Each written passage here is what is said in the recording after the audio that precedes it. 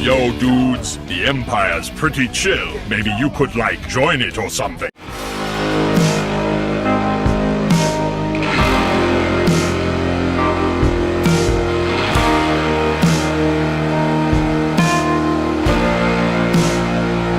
Hey everyone, Lucimus Prime here. So, it's time for a brand new franchise ranking video today. And today, guys, I'm going to be ranking something different today, as I've been ranking horror films, of course, for the past few weeks of videos for ranking.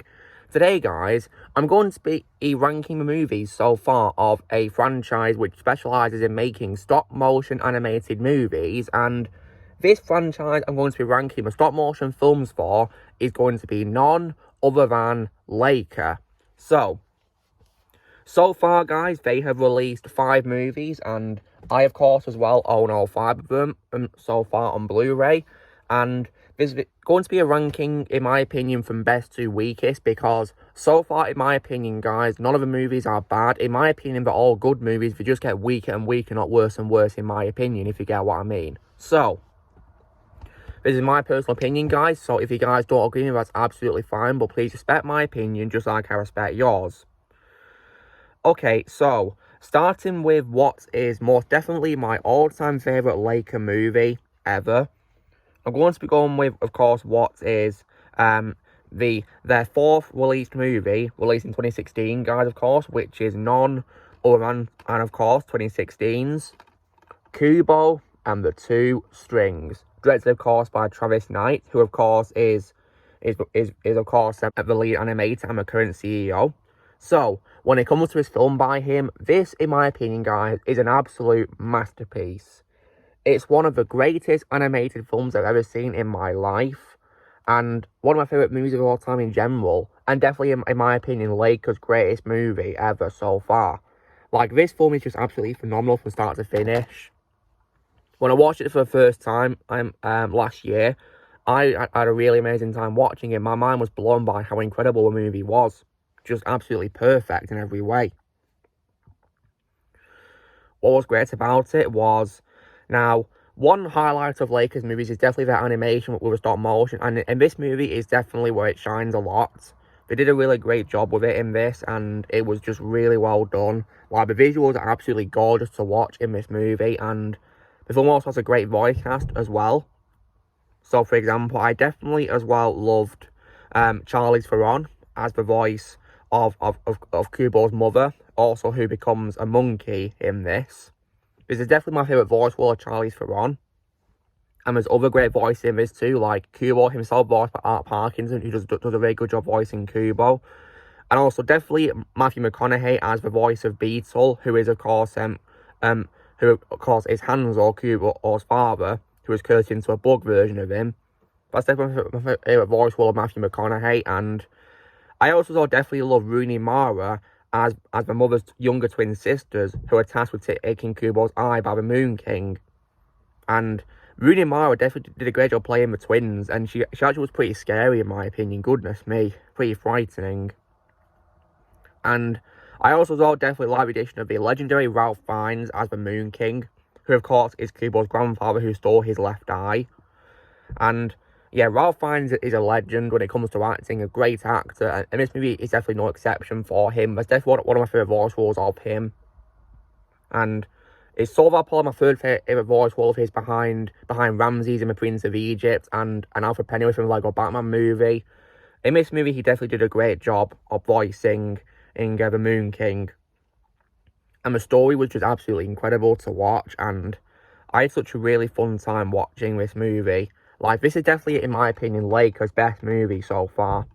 Yeah, a really incredible movie. So, if I was to give Kubo and the Two Strings a score out of 10, I'd probably give it a full-blown 10 out of 10. Yeah, an absolute masterpiece, in my opinion. Just how you do a stop-motion animated movie. This movie was just nailed amazingly. Great movie on so many levels. But on to what is, of course, my second favourite Laika movie of all time.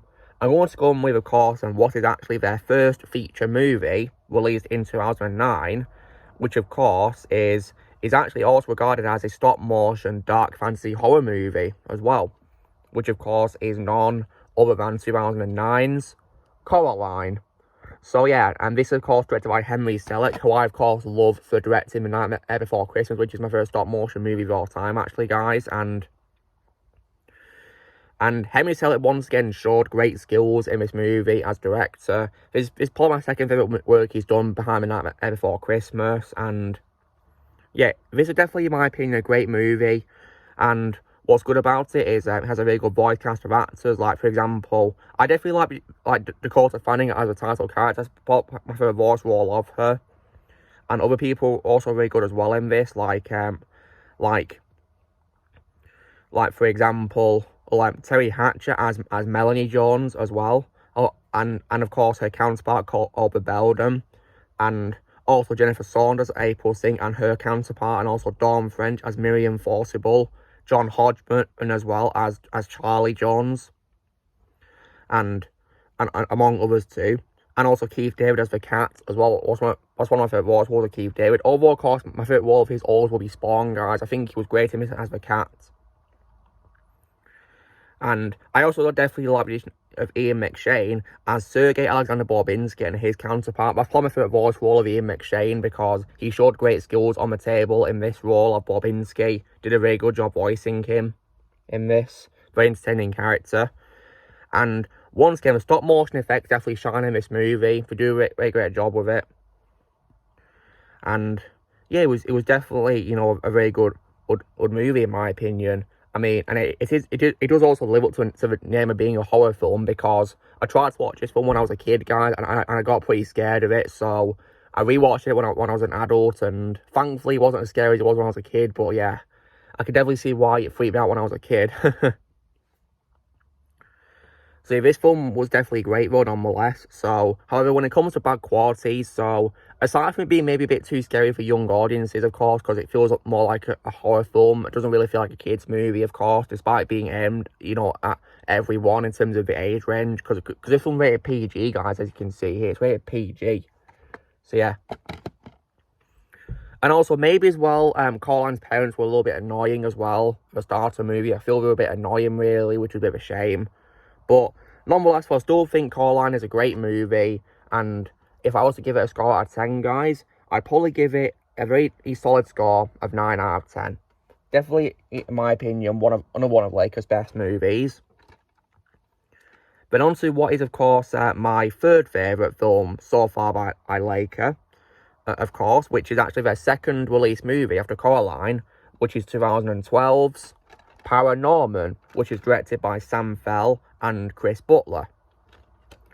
And once again, I think this is definitely a great movie, guys. Really great. So, and this film was definitely, you know, once again really good, and has a very good voice cast of actors in this, who all do a very good job voicing their characters. And it has a very unique story in which there's a character, of course, called Norman, as the title suggests, who can communicate with ghosts. And he's given a task of ending a 300-year-old witch's curse on his town in Massachusetts. So I think the story was really good, and the voice cast definitely did a really good job in this. Like, Cody Smith-McPhee was really good as Norman himself in this, and that's probably my favourite role of Cody Smith-McPhee so far. And Jodelle Ferland was also good as Agatha Prendergast, and also Bernard Hill, who I of course love being King Theoden in the Lord of the Rings movie trilogy's last two movies, as Judge Hawkins, probably my favourite voice role of Bernard Hill. Everyone else was also good in this too. Like, I definitely liked Tucker Albrizzi as Neil, and also Anna Kendrick as Courtney. And personally, guys, I think Anna Kendrick was much better in this than she was in the Trolls movies, in my opinion. Much better than those two films, because I'm one of the people who doesn't like those movies. And also Christian Mintz-Plasse, who I, of course, love for being in Superbad, and among other funny films he's been in, was also good as Alvin, the school bully, as well. Although Alvin was a little bit unlikable at times, while still Christian Mintz-Plasse did a good job voicing him. And I also definitely like Casey Affleck as Mitch Down, as well. And I definitely love John Goodman as Mr. Prendergast, as well. But unfortunately, I do feel that he was quite underused, sadly, in the film, which was one of my bad qualities, which was a bit of a shame, really. I was hoping he'd appear more, but sadly not, because John Goodman's awesome. It's a shame he didn't really appear much in this movie, isn't it? And animation is also, once again, really good, as well. And the humour was also done very well, too, as well. Although maybe it can get a bit scary at times for younger audiences, understandably, but it was still, in my opinion, a very good movie. I had a really fun time watching it last year when I watched the Laika movies, and it was good in my opinion. So, if I was to give ParaNorman a score out of 10, I'd probably give it a very solid score of 8.5 out of 10. So yeah. But on to what is my fourth favourite Laika movie so far.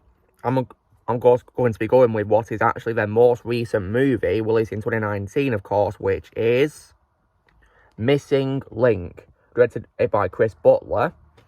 And once again, I think it's a good movie, but weaker in my opinion, what I've just covered. But it's still good in my opinion, so... What's good about it is animation is once again really good, and it's got a very good voice cast of people such as the legendary Hugh Jackman in this, and also Zoe Saldana, David Williams, Stephen Fry, Matt Lucas, Timothy Olyphant, Amrita Akira, Ching Valdez Aran, Emma Thompson, and also Zach Galifianakis, who of course as well provides the voice of the title character himself, Mr. Link, who is of course a Sasquatch in this movie, who is enlisting the help, of course, of British explorers Sir Lionel Frost and Adelina Fortnite, travelling to the Himalayas to meet his Yeti cousins. So I think this movie was once again really good, and was definitely, done very well in my opinion. So a voice cast definitely shined in this, and animation was once again very stunning as well, like the Laika films before, and it was definitely a very good film in my opinion. And it's a shame that it didn't win the Oscar for Best Animated Movie 2019, isn't it? Because unfortunately that got snubbed by Toy Story 4, didn't it? I'd rather have this movie or How to Train Your Dragon Hit a World win the Oscar, but I suppose How to Train Your Dragon Hit a World could have probably won it out of the two films that I wish won it. So, this film was still a good one in my opinion, and voice cast, animation, and also the music was also good too as well in this. And the story was also decent, but I feel that maybe the writing could have been a bit better in this movie. That's why I think it was a bit weaker than what covered before, really, in this ranking. Maybe some scenes were also a bit, paced slowly as well, but it was still, in my opinion, a pretty good movie nonetheless. So, if I was to give this movie a score out of 10, guys, Missing Link, I'd probably give it a very decent score of 8 out of 10. Yeah, definitely, in my opinion, a good movie, but weaker than what I've just covered so far. Then on to what is, of course, my least favourite Laika movie so far, but still a good film, in my opinion, not terrible by any means. I'm going to go in what is actually their third release movie, of course, in 2014, which, of course, is The Boxtrolls. So, this film, of course, directed by Graham Annabelle and Anthony Starchi, was a good film, in my opinion. I didn't hate it or think it was terrible. I still like the movie, nonetheless, but...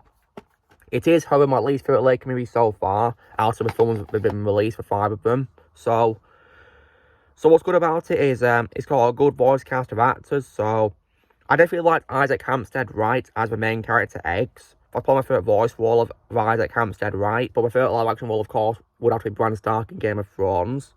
And there's other good actors in this too. For example, I definitely love Sir Ben Kingsley as Archibald Snatcher. He was good in this, in my opinion. Oh, my favourite voice of Ben Kingsley, of course, is from Jon Favreau's Jungle Book remake, though. And also, as well, the film also has several voice actors who I love, voicing, of course, the trolls themselves. So, for example, the amazing Dee Bradley Baker and Steve Bloom. They provide voice for the Boxtrolls, which is pretty awesome. And I love those, they're great voice actors, legends in the voice acting in Korea. And I also like the addition of Nick Frost, who's one of my favourite comedians of all time, as Mr. Trout. He was hilarious in this movie, and Nick Frost is one of my favourite comedians, and this is definitely one of my favourite roles of his. Although my favourite voice role of his is Thompson in The Adventures of Tintin and Secret of Unicorn, but he was still funny in this film, but he's one of my favourite comedians. And I also like Richard Iowade as Mr. Pickles, and definitely as well Simon Pegg, the legend, and Nick Frost's best friend and frequent collaborator, of course, as Herbert Trubshaw in this. And he was really good in this movie, although he didn't really appear much in the film, sadly. I was hoping he'd have more screen time, which one of bad qualities with this movie, but it was still, however, in my opinion, a good movie. But when it comes to bad qualities, though, so aside from, of course, Trubshaw not really appearing much, though, I wasn't really a fan much of Mr. Gristle in this, who was voiced by Tracy Morgan. I'm not really much of a fan of Tracy Morgan in much things, really, There's some things he's been in which I think is okay in, like the first real film, for example. But I think his character was pretty annoying, and also as well, I also feel this movie, unfortunately, got pretty dark. Like, this is probably, in my opinion, the darkest film that Laika have done so far, in my opinion. Like, it gets way too violent at times, really, for what's supposed to be a family-friendly film, because this film's rated PG, guys, and for some reason it gets pretty dark. So, yeah. So I don't understand why they'd go so dark with this movie, really, to be honest. I was hoping they'd make it more, like, appropriate for everyone to see, really. Because it's supposed to be aimed at everyone, but it feels pretty dark. But nonetheless, I still think it's a good movie. And if I was to give a movie a score out of 10, guys, I'd probably give it a very decent score of 7 out of 10. That's what I give it. A good movie, but in my opinion, the weakest Laika movie so far for me. Anyway, guys, so that's me doing my ranking of the Laika films so far from best to weakest, in my personal opinion. So of course, in first place would be Kubo and the Two Strings. My second favourite, of course, would be Coraline. My third favourite would be ParaNorman.